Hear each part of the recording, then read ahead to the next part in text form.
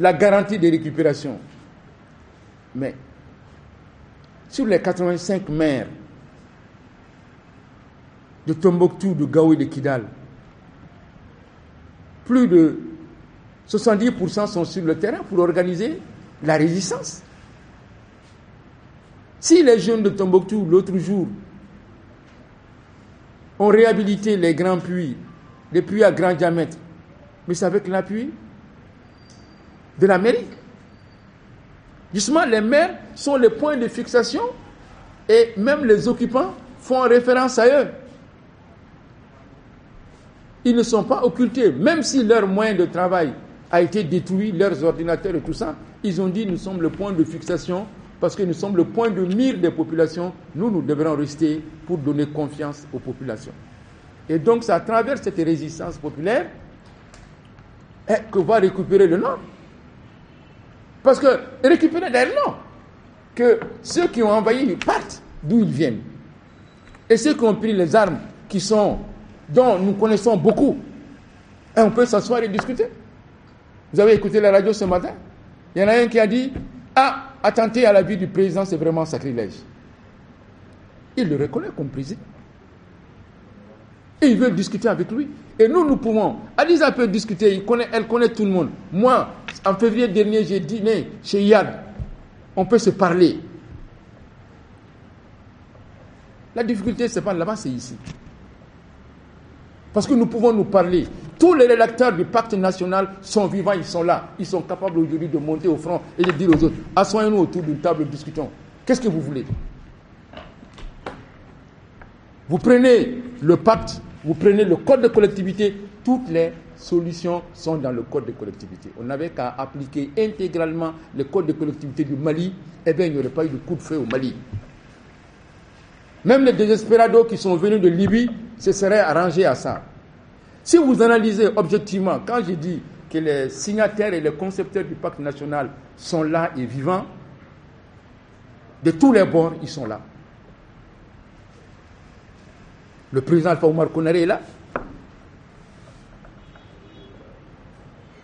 Le général Diagouraga est là. Brahma Siré est là. Tous, pratiquement à 99 vivants, sont là. Nos collègues également qui avaient fait le coup de feu, mais qui ont participé, qui sont demeurés patriotes, comme Zeydan Aksiliman, il est là. Les vivants, il est à Bamako ici, il est à Yirimadio. Mohamed Aguerla fait là. Mais diable, nous avons les éléments d'espérer que n'eût été le blocage ici à Bamako, que les négociations auraient commencé. Et nous voulons justement que l'armée nous retrouve sur ce chantier-là. Hein? Oui, mais que tout cela, mais c'est vous tous qui devrez véhiculer ce ménage pédagogique en disant, mais tous les acteurs sont là, ils se connaissent. Le doyen Ngoba est là. Il a plus de 75 ans. Il a construit l'administration malienne. Qui, mieux que lui, peut parler de Douaza, de Mopti, de Ombori, de Gao. Il a tout fait. Il connaît tout le monde. Mais c'est un négociateur. Il a connu tous ceux qui sillonnent dans le gourmand. De Inadjatefan à Gossi, il les connaît. Ceux qui ont pris les armes, il les connaît. Si lui s'assoit, qu'il s'asseye, ils vont baisser la tête. Parce qu'il va leur dire, mais finalement, qu'est-ce que vous reprochez? Vous souffrez de quoi? Et que moi, je suis en dehors de cela et que je ne souffre pas autant que vous de la situation du pays. Le même transfert de compétences et de ressources, en tant que maire, je souffre comme celui de Tessalit. Donc c'est ensemble que nous allons revendiquer. Donc, que ceux qui ont les armes nous trouvent sur le terrain, parce que nous sommes déjà sur le terrain. Le maire de Mbouna, il est parti, il n'est pas là, il était à Bamako samedi, dimanche il est parti en Mbouna. Ousmane Ali, le maire de Tombouctou, il est là-bas. Il n'est pas mort. Le maire de Tessalit, il est en place. Le maire de Aguelok, il est en place. Il faut qu'on aille le réconforter. Si vous voulez, après la conférence tout de suite, on peut lui téléphoner en votre présence. on peut appeler le maire de Tombouctou, Ousmane Ali, pour que vous parliez avec lui. Après, je vous donnerai la liste des maires, vous pouvez les appeler. Vous pouvez les appeler et leur dire, nous sommes là avec vous. Qu'est-ce que, au lieu que ce soit RFI qui les appelle, que vous, la presse nationale, vous les appeliez, vous aussi. Hein? Et qu'ils passent sur vos radios et dans vos télévisions. C'est cela qu'on vous demande, c'est ça votre soutien à nous. Maintenant, à la question du journaliste de Guintan, ce qui est arrivé, moi, c'est inqualifiable. Si vous regardez en tant que spécialiste de la presse toutes les photos qui circulent sur le plan international, vous verrez l'ensemble des chaînes de complicité. Et vous ne pouvez que condamner, comme le gouvernement l'a fait hier, cet acte inqualifiable. Cet acte inqualifiable. Et l'AMM ne peut que se... Parce que c'est un élu comme nous. Nous sommes les élus de base, lui il est l'élu supérieur, il est élu, il était député d'abord, c'était un élu. Donc nous ne pouvons que être très chagrinés et profondément atteints. Je crois que c'est une image qui nous restera jusqu'à la fin de nos jours. Hein? Hein? Et il est président, comme l'a dit une petite fille l'autre jour, qui peut ne pas aider sur les antennes, je crois, de l'ORTM. Surtout pas ça. Je crois que les simples gens de la rue se sont prononcés sur cet acte inqualifiable.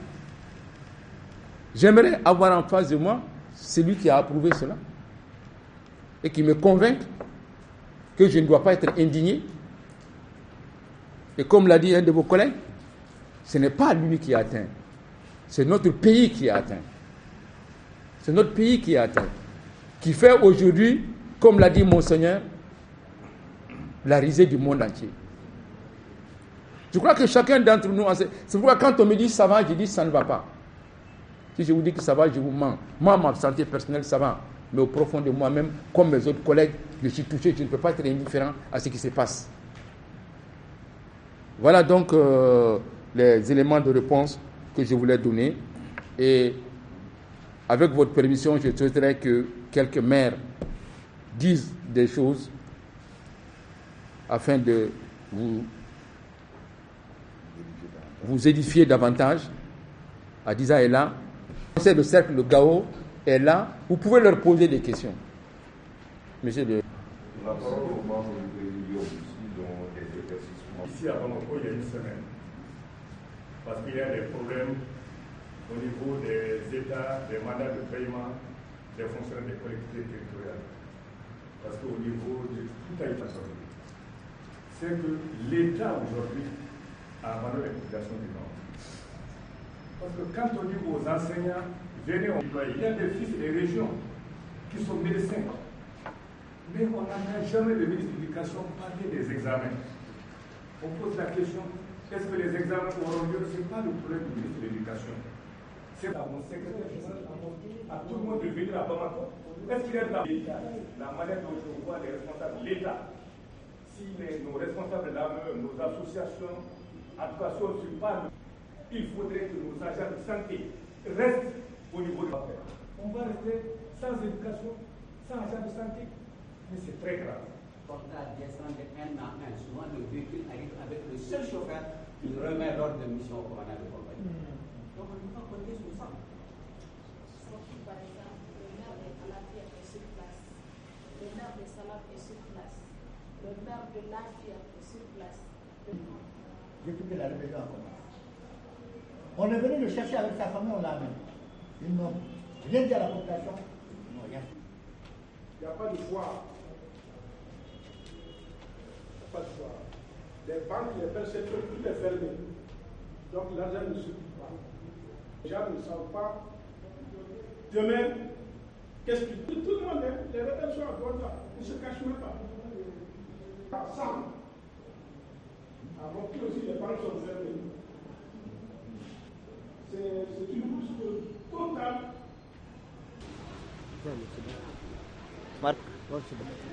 Monsieur le maire, bonjour. L'association des municipalités du Mali vient d'apporter son concours à travers les communes du Sud, vient d'apporter son concours aux communes du Nord qui sont aujourd'hui occupées par les ASEAN. Monsieur le maire, quel sentiment vous anime en ce moment et quels sont les besoins urgents des populations du Nord aujourd'hui qu'il faut résoudre? Je vous remercie. Effectivement, l'association des collectivités s'est organisée à travers les communes du Sud pour pouvoir, à travers 200 communes du Sud, aider les communes du Nord. Ce geste louable permettra de créer une solidarité. Cette solidarité qu'on ne voit pas ailleurs. Donc ces communautés ont commencé déjà à travailler avec leurs homologues du Nord. Et je crois, selon les esquisses que j'ai vues, ça va dans tous les sens. Bon, aujourd'hui, le besoin des populations du Nord. Les populations du Nord ont un besoin crucial d'alimentation, d'énergie, de santé et d'éducation. Et tout ça, ça n'existe plus au Nord. Vous savez, même les caravanes qu'on organise, soi-disant aider le Nord avec des tonnes de riz, ces caravanes n'arrivent pas à bon port. Ce qui m'est revenu, selon mes dernières informations, c'est que tout le grain qui est parti la dernière fois a été divisé en 2 parties en sardines. Une partie est envoyée en brousse, je ne sais où. La deuxième partie est gardée dans des magasins pour être distribuée aux populations du Nord, justement, qui sont de leur bord. Il m'est revenu que pour que les populations fidèles encore au Mali, qui ne sont pas de l'Azawad, ces populations, pour avoir quelque chose, il faut la croix et la bannière. Ça, c'est ce qui m'est revenu, je n'étais pas là-bas, mais c'est ce qui a été dit. Mais ce dont le Nord a le plus besoin aujourd'hui, c'est d'être libéré. On ne peut pas comprendre que certaines villes du Nord, je ne parlerai pas de Kidal où je ne connais pas l'importance de l'arsenal en place, mais certaines villes du Nord qui sont occupées simplement par quelques éléments. Vous partez dans les cercles de Gouna,